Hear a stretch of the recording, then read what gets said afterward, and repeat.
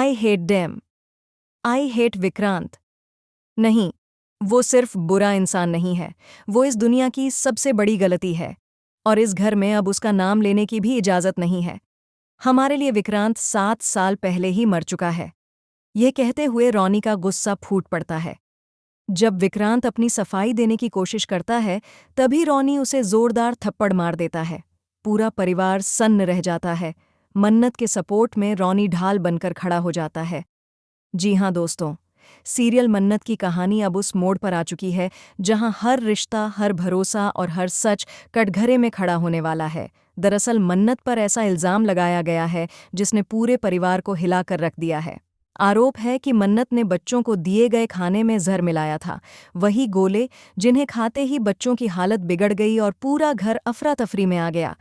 Doctors की report ने सबको डरा दिया है और शक की सुई सीधे मन्नत पर आकर रुक गई है। लेकिन यह सब एक खतरनाक साजिश का हिस्सा है जिसे बेहद चालाकी से रचा है याशिका ने।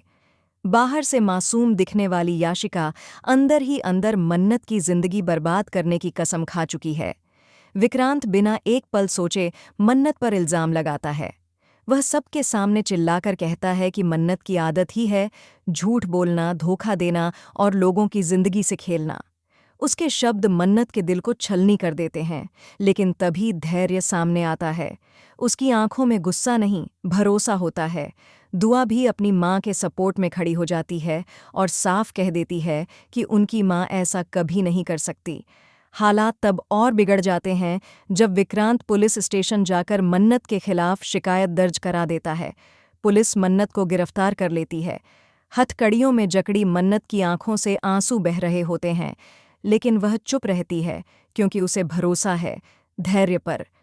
पुलिस स्टेशन में जब विक्रांत बदतमीजी करता है तो धैर्य उसे 2 टूक जवाब देता है कि यह उसकी जागीर नहीं है। अगर उसने एक शब्द भी ज्यादा बोला तो उसे सलाखों के पीछे भेज दिया जाएगा। इसी बीच जब रॉनी को पता चलता है कि मन्नत को अरेस्ट कर लिया गया है तो वह टूट जाता है, लेकिन टूटने के बजाय वह और मजबूत बनता है और अपनी बेटी मन्नत के लिए पूरी दुनिया से लड़ने का फैसला कर लेता है। रॉनी विक्रांत की तरफ देखना तक गवारा नहीं करता। वह सबके सामने ऐलान कर देता है कि विक्रांत अब उसका बेटा नहीं है। जिसने अपने माँ बाप को बेसहारा छोड़ दिया, जिसने अपनी पत्नी को लाचार बनाया और उस पर गंदे इल्जाम लगाए, वह बेटा कहलाने के लायक नहीं है। दुआ पूरी तरह टूट जाती है। वह विक्रांत को जमकर खरी खोटी सुनाती है। जब नीतू विक्रांत का साथ देने की कोशिश करती है तो रॉनी उसे भी चुप करा देता है। अब कहानी में आता है सबसे बड़ा ट्विस्ट। धैर्य को एक ऐसा सबूत मिल जाता है जिससे पूरा केस पलट सकता है। एक सीसीटीवी फुटेज जिसमें साफ दिखाई देता है कि गोले में कुछ मिलाने वाला कोई और नहीं बल्कि याशिका थी। लेकिन कहानी यहीं खत्म नहीं होती। जैसे ही धैर्य पुलिस के सामने यह सबूत रखने वाला होता है, याशिका धैर्य को धमकी देती है। वह कहती है कि अगर मन्नत को बचाने की कोशिश की तो अगला शिकार मन्नत नहीं बल्कि दुआ होगी।